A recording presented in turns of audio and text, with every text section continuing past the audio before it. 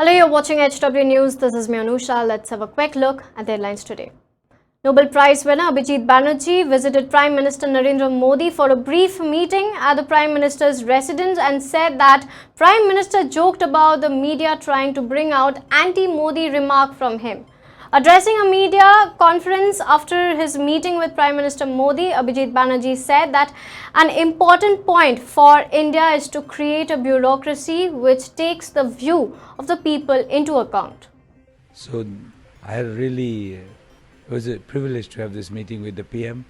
The PM was kind enough to give me quite a lot of time and to talk a lot about his way of thinking about India, which was quite unique because one hears about policies, but one rarely hears about the thinking behind it. And he talked about the way he sees governance in particular and why, some sense, maybe the mistrust of the people on the ground colors our governance and how it therefore creates structures of kind of elite control over the governance process, not a responsive government. And in that process, he also, I think, very nicely explained how he's trying to reform the bureaucracy to make it more responsive, to understand the ways in which people's views need to be taken into account, expose them more to the reality on the ground. And that I thought was, I think it's a very important point for India to create a bureaucracy that actually lives on the ground and gets its stimulus from how life is on the ground. And without that, we get an unresponsive government. So thank you, PM. That was a unique experience for me. The Nobel winner had also said that Modi has been watching TV, he has been watching you guys, he knows what you are trying to do. Abhijit Banerjee said this in the backdrop of a row over his comment on the economic slowdown. Healthcare suggests that a big concern is that they are not getting value for money. What should be done? Oh, lots of things. I mean, one of the things the topic of today's seminar was what should be done. And I'm going to say a little bit and let maybe Dr. Chaudhary, if he wants to add to that. What we're trying to achieve, one of the things is take the people who are practicing healthcare, who are not necessarily trained a lot, and train them more with the idea that they are providing healthcare. We can't deny their existence. They may not have an MBBS degree, but they are providing healthcare. You have to somehow recognize their existence and you have to get them so that they can be frontline workers. Professor Banerjee, বলছি 2010 সাল থেকে আপনারা বিভাগ ফাউন্ডেশনের সঙ্গে গ্রামীণ স্বাস্থ্য সেবকদের নিয়ে ট্রেনিং দিচ্ছেন যেটা I think Gautam, I know Gautam. So he's from Kalki. You tell in English so that other people can also comprehend. Yeah. Yes. You are giving training to the so-called poor doctor or Gramin Shastra Sevak, which is under serious criticism. Would you please tell me how would you try to implement the project so that the rural healthcare system will get benefited out of this?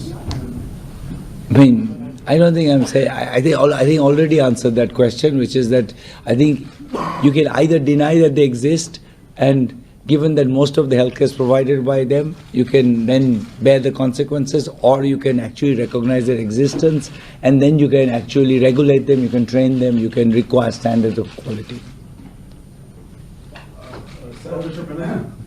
আপনি অনেক বলেছেন আর আরেকজনকে বলতে Sir, Bhagavan from Anandaya Patrika. Yesterday you said that what worries you the quality of education. So, are you going to do anything like what Professor Sen did after getting Nobel Prize? Do you have any idea on that?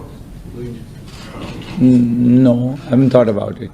And what is the, when you are worried about this quality of education, what is your... I've done 25 years of research on it.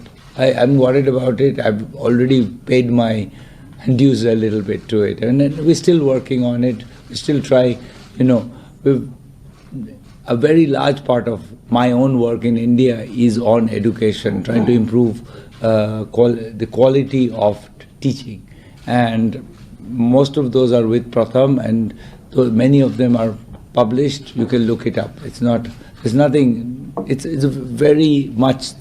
I mean, one of the things that the Nobel Prize Committee recognized is that body of work on education in India.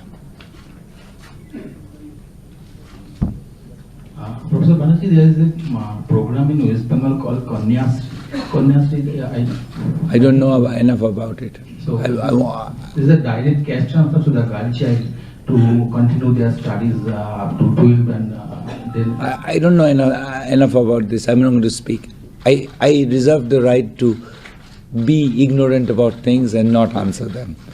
I'm not supposed to be the person who knows everything. I'm going to insist that that's important. We should speak about what we know and not just use this as an opportunity to air opinions about everything.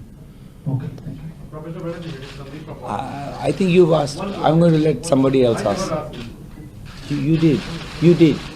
I'm not that. इसमें भी भारतीय अर्थव्यवस्था से आप संतुष्ट हैं और क्या English में पूछिए. You are happy with Indian economy and what you have been with your PM? I won't answer that. Ask a question that's more specific than that. I at the very outset, I tried to, because this was really all through the day we had stormed our brains and Abhijit has contributed tremendously. So it would be great if you use this opportunity for, healthcare planning in the country, rural healthcare delivery in focus, or his areas of research, which all of you know, you must have done your homework on this. And so please come forth with some information which would use your, copy also. Go ahead. So what's your opinion about Ayushman Bharat program? I think it's a very needed. It does something very important, which is it deals with the fact that healthcare expenses wipe families out. And it does something very important there. I think it's something that we need. We need to find ways so that families don't lose all their assets when somebody in the family gets sick. So I think it serves a very important gap in our economic structure. Now moving on, self-styled Godman Kalki Bhagavan, whose ashram were raided by income tax authorities last week, has released a video to reassure his followers but has not commented on the huge amount of unaccounted cash and jewellery found during the raids. Now findings include stacks of currency amounting to rupees 45 crore, 88 kgs of gold, 1,271 carats of diamonds, plus cash receipts that suggest 600 crore rupees of undisclosed income. The income tax authorities in Chennai have also summoned the self-styled Godman's son Krishna for investigation. The Dharma Samstapaks.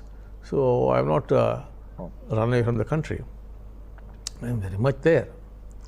So now you understand what the media is talking about. The government or the IT department has not said we have fled the country. It's only the media which is saying you have fled the country. So now, anyway, whenever there's a big crisis like this, the grace steps up. Enormously, it steps up. So, we know that thousands of devotees in India and outside India, we are their strength. They depend on us, we are their friends who would help them with their problems. So, we would not leave you anywhere. In fact, we would become more powerful, and we are your true friends, and we will continue to help you with all your problems. We will be with you, and we will be continuously helping you. So some people thought that.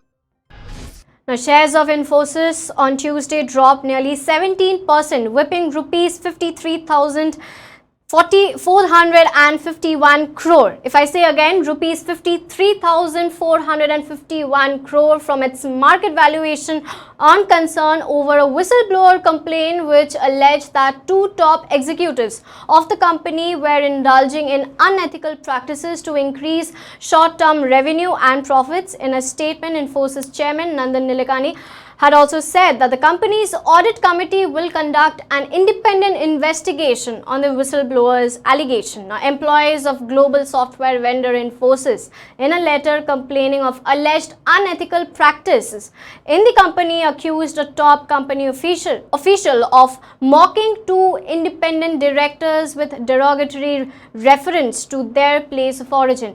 Infosys Chief Executive Officer Salil Parekh allegedly referred to an independent director as a Madrasi, a slur often used to mock those from southern states. The letter also claimed that critical information was hidden from auditors as well as the board.